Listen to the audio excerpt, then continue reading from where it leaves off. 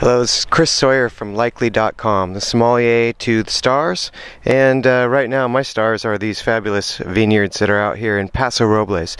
That's what we're going to be exploring on this trip. We're here to celebrate the greatness of the Rhône varietals.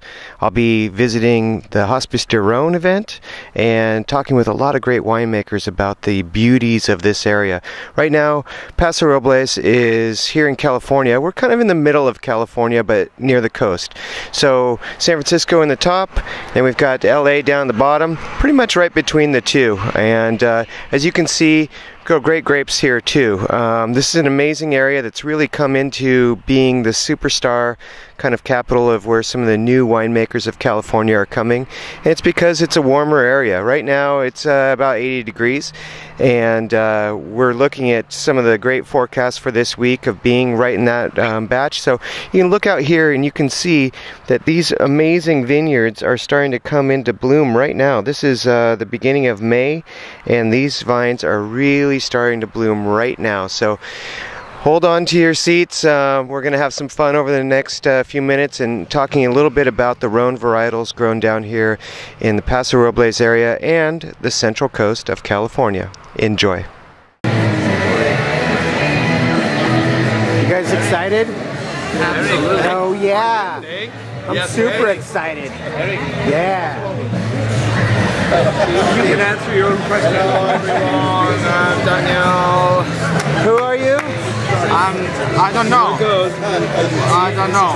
Look at your name tag. Where is it? Maybe Steve Olson. Okay, you're Steve Olson. That's what I thought. You look exactly like him. Excellent. Hospice Du Rhone is the world's largest gathering of Rhône varietal wines made with Syrah, Grenache, Mourvedre, Viognier, and many other special varietals grown in the Rhône Valley of France. This year's event marks the 20-year anniversary of the annual celebration. Guests who attended the three-day event were greeted with an endless array of Rhône wines, special seminars, a celebrity wine auction, and plenty of Rhône-inspired cuisine. Here are some of the fun excerpts from the conversations Likely had with a talented group of winemakers who attended the event. Alright, this is Chris Sawyer again. I'm with Ben Mayo, the fabulous winemaker for Eberle Wines. Ben, you're here once again, Hospice Du Rhone. What brings you to this event?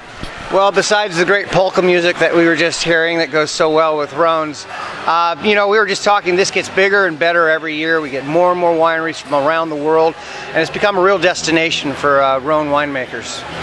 You grow a lot of grapes here, the winery does, and you've become very legendary for that.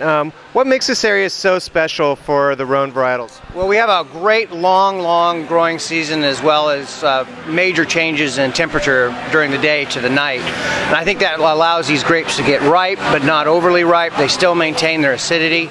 And it just is a great fit with the growing regions and the microclimates of Paso Robles and the Rhones. You do a lot of great blends. Why is that fun to make the Côte du Rhône style blends here? Well, there's nothing worse than a bored winemaker. So, you know, we don't like to dabble in mediocrity, so it's really fun for us to mix up with all these great varietals. You know, there's Tannats coming into Paso. That's becoming a really big blend. The Viogniers, you know, differ from one side of the highway to the next, and they're fun to blend with. So I think, you know, Paso's identity is still changing, it's still evolving, and a lot of it's going to come through with the blends. It's where we can really express ourselves. Well, thanks a lot, Ben. Just keep up the great work. You're making some amazing wines. Appreciate it.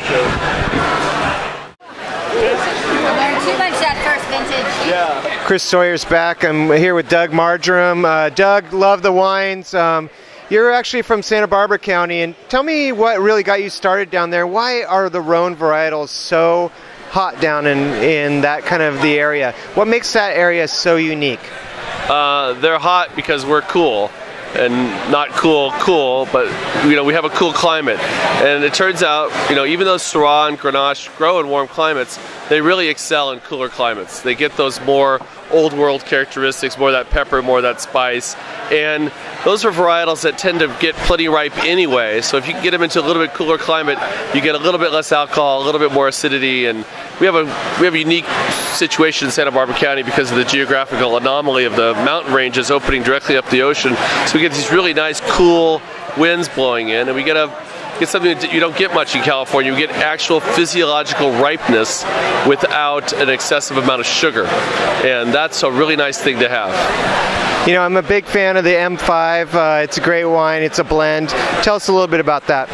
Yeah, M5's my flagship wine is what I call it. I also call it my desert island wine because I love all my wines, but if I had to pick one and just to go and live with, it would be M5 because I find it constantly changing for me. Sometimes the Mourvedre comes up, sometimes the Grenache comes up, and as they age, they sort of go on this roller coaster of different flavors, and I love that. I mean, but that being said, they're pretty consistent from vintage to vintage. It's not a recipe, it's all about a taste, and my taste changes, and I think the wine evolves and sort of moves as I taste different things and learn more about what I like, and your palate changes. So it's a work in progress, and it will be a work in progress probably till I die. But it's a blend of Syrah, Grenache, Mourvedre, Cunoise, and Cinsault.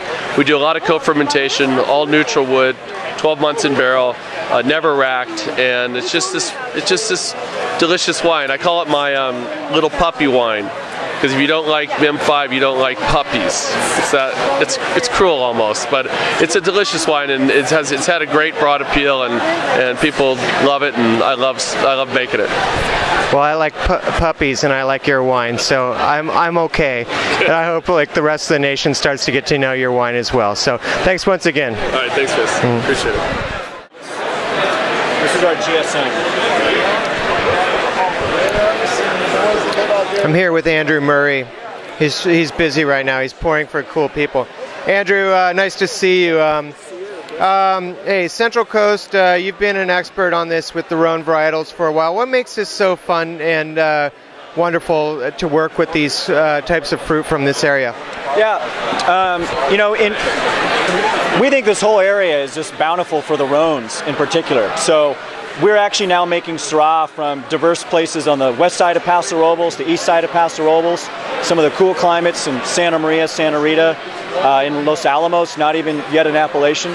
So we love the diversity that you can get with Syrah. It's very much a chameleon grape, and it expresses itself so very differently. You know, limestone-laden rich soils on the west side.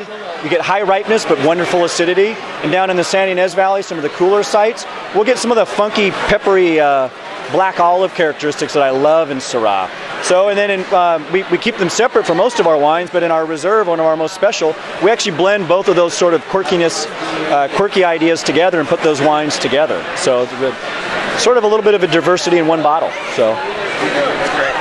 You've been making good blends for a long time too. I mean, talk to me a little bit about the blends, because you're known for Syrah. You make a great Viognier. Hardly anyone can get it across the nation, but you also make these great blends. Talk to me about the blends. Sure.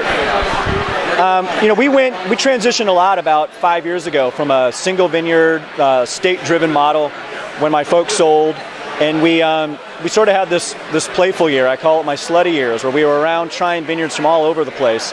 And we really found a beautiful vineyard on the west side of Paso Robles. So now we get all of our Grenache from a very monogamous relationship.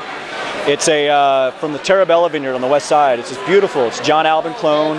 And it is sort of the core of my blend now. And sort of we build our blend around that wine. It's so big and forward that we actually pick a sort of a funkier Mourvedre from the east side of Paso Robles, and then we use Syrah from one of the coolest climates we work with in Los Alamos, and we use that from our coolest, sort of quirkiest lots, and we want that pepper and black olive character that I mentioned. We want that to blend in with that fruit-forward Grenache, and so we're sort of sculpting this wine, or like having an empty canvas. You know, we sort of know the flavor profile we want to finish with. We want the foundation to be Grenache, but we pick the other two varieties to funk it up a little bit. So. Well, you're doing an amazing job, so thank you once again for being part of Likely.com.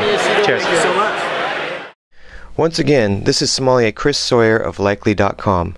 Thanks once again for watching, and don't forget to stay tuned for more exciting wine videos on Likely.com.